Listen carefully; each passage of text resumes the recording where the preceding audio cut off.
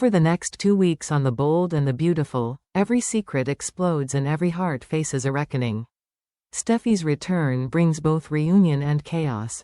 Hope runs back toward lost love, while Poppy pushes Luna to the breaking point behind prison walls.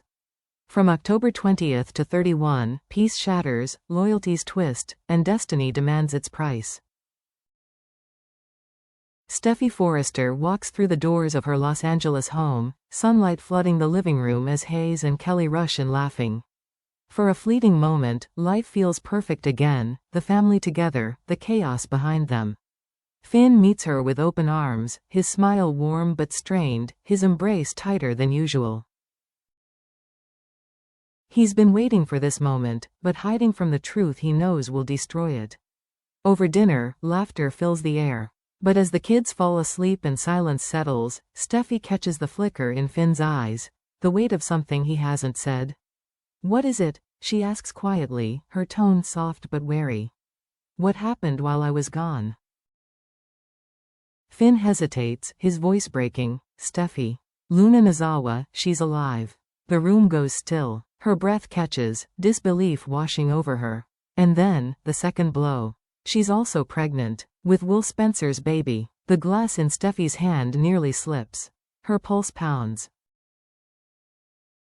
The woman who almost destroyed her marriage is carrying a Spencer heir. Steffy's voice sharpens into steel. Luna won't use that baby to save herself. Not again. It's not anger, it's resolve. Because when Steffy Forrester declares war, there are no second chances.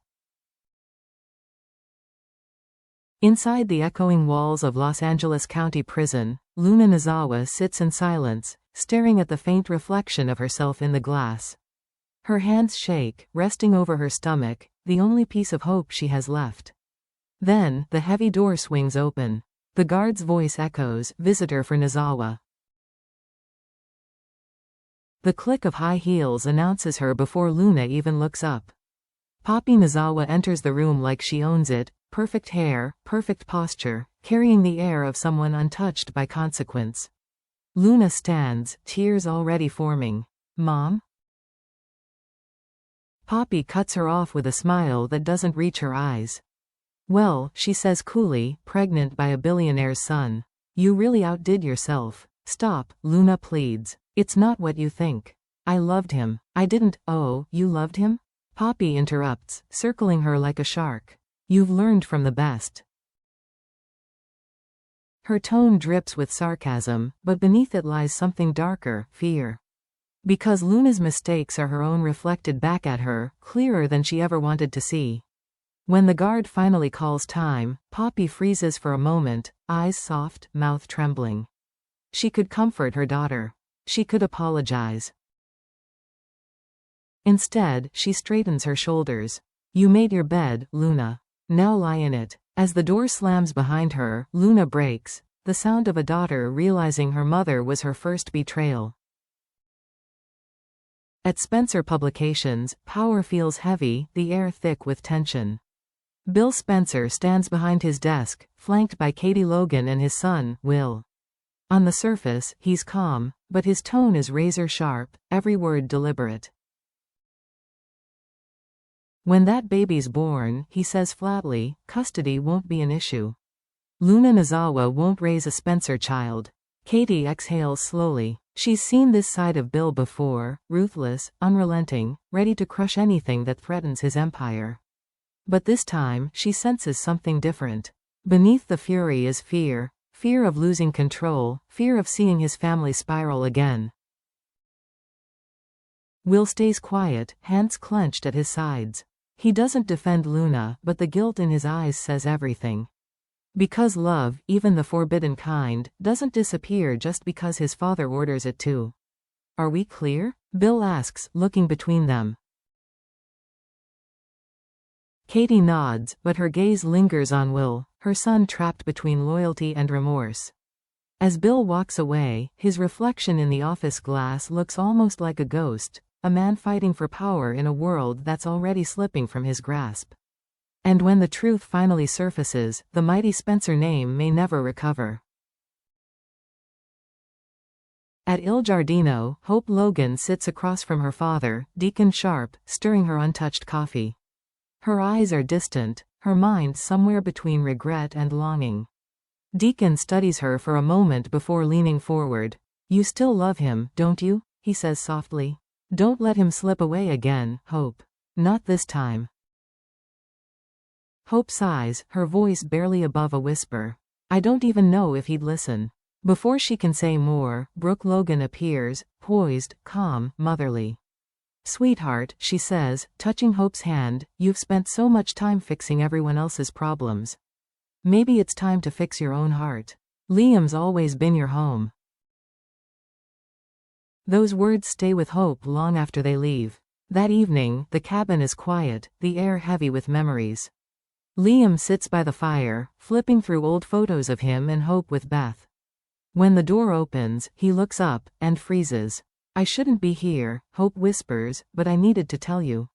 I still believe in us." Liam rises slowly, eyes softening. "After everything?" Hope nods. "Maybe love deserves one more chance." He doesn't answer, not with words, but with a look that says everything. For the first time in months, Hope feels real again, but in this world, every rekindled flame carries the risk of burning twice as bright, and twice as fast. Across town, another heart struggles with temptation and truth. Deacon Sharp closes Il Giardino for the night, the hum of the neon sign flickering behind him. That's when she appears, Sheila Carter, her voice low, her expression desperate. "Deacon, you can't just walk away from what we had," she pleads. "I've changed. I need you." He exhales deeply, torn between reason and that dangerous pull he knows too well. "Sheila," he says, "every time I let you in, everything I love burns." She steps closer. "Then let's burn together." The silence that follows is thick with history. Later, Deacon finds himself at Taylor Hayes's office, seeking clarity, perhaps forgiveness. Taylor listens quietly before answering. "Deacon, some people aren't meant to be fixed. Sometimes love is just damage wearing a disguise." Her words echo long after he leaves. Meanwhile, at Forrester Creations, another kind of tension brews.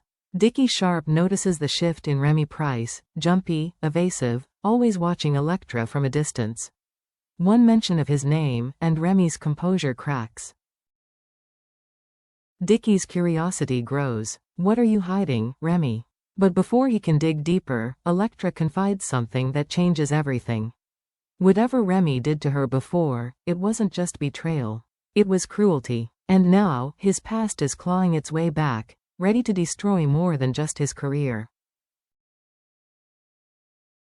By Halloween week, Los Angeles is on edge, every secret trembling on the verge of exposure. At the Cliff House, Steffy Forrester stands near the window, staring at the ocean below. Her reflection stares back, strong, defiant, unyielding. "Luna won't use that baby as leverage," she whispers. "Not while I'm here." Across town, Poppy Nozawa can't sleep. Her words to Luna replay in her mind, cold, final, unforgiving. She pours herself a drink, staring into the glass as if it could erase her guilt. In her cell, Luna curls up on her bunk, one hand resting over her belly. "I'll do better," she murmurs to the life inside her. "I'll protect you, no matter what." But even in the dark, she knows, promises don't erase the past. Meanwhile, Hope and Liam teeter between rekindled love and old wounds, while Deacon faces his reckoning with Sheila.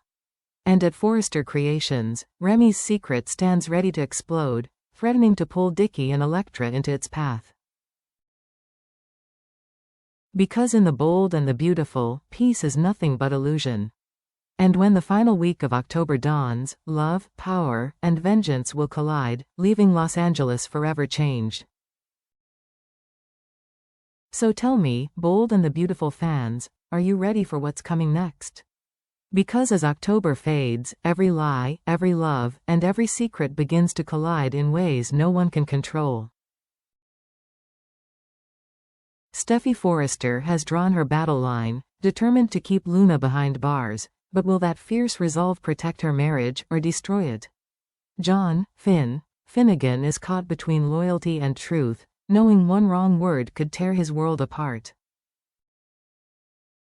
Meanwhile, Hope Logan stands on fragile ground, daring to believe that love with Liam can be reborn. But can two hearts haunted by betrayal really survive a second chance?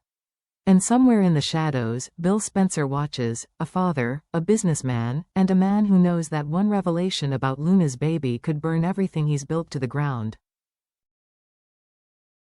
The City of Angels is about to turn into a battlefield.